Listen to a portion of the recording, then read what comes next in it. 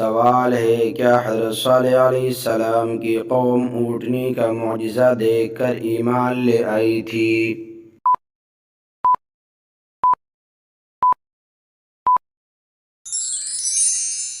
جواب ہے جی نہیں۔ سوال ہے، حضرت اسماعیل علیہ السلام کے ایڑیاں رگڑنے سے جو چشمہ جاری ہوا تھا، حضرت ہاجرہ نے دیکھ کر کیا کہا؟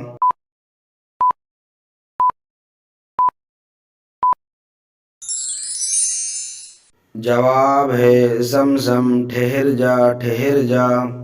سوال ہے، حضرت یوسف علیہ السلام پر بدکاری کا الزام کس نے لگایا تھا؟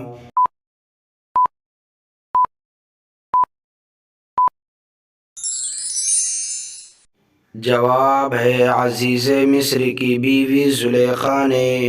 سوال ہے، آپ صلی اللہ علیہ وسلم کے زمانے میں جو لوگ واجب القتل مجرموں کی گردن مارتے تھے وہ کون ہیں؟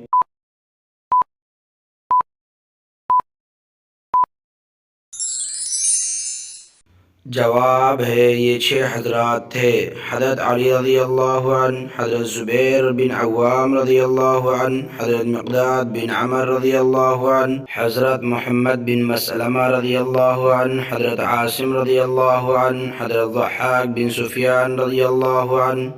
سوال ہے، وہ کون سے صحابی رسول ہیں جو گھوڑے سے بھی زیادہ تیز دوڑتے تھے؟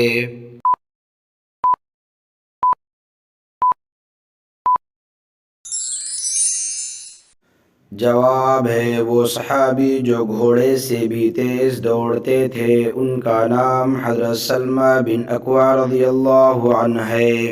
سوال ہے، حضرت ابو ایوب انصاری رضی اللہ عنہ کا مزار کہاں واقع ہے؟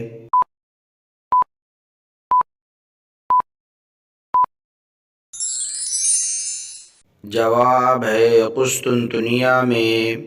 سوال ہے، جلا وطنی کی سزا کا آغاز کس دور میں ہوا؟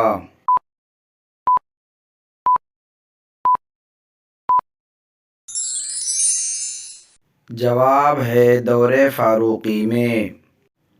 سوال ہے، صلح حدیبیہ کے بعد آپ صلی اللہ علیہ وسلم نے کس عورت کو مسلمان ہونے پر واپس کرنے سے یہ کہہ کر انکار کر دیا تھا کہ معاہدے میں مردوں کا ذکر ہے، عورتوں کا نہیں؟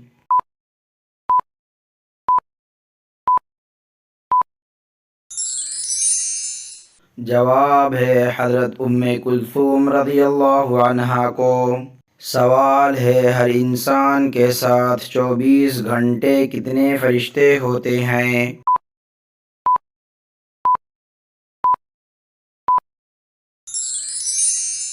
جواب ہے 20 فرشتے۔ سوال ہے، آپ صلی اللہ علیہ وسلم نے فیاض کا لقب کس صحابی کو دیا؟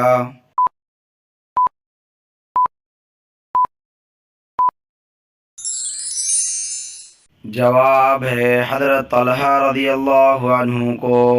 سوال ہے، طاعون کی وبا کس خلیفہ کے عہد میں پھیلی تھی؟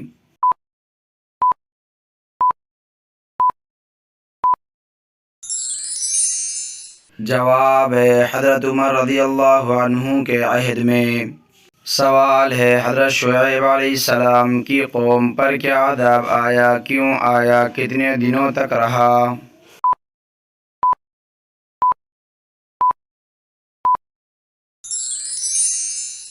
جواب ہے، جب یہ لوگ نافرمانی پر حد سے زیادہ آ گئے تو اللہ نے ان پر گرمی کا عذاب بھیجا، گویا کہ جہنم کے دروازوں میں سے ایک دروازہ ان پر کھول دیا گیا۔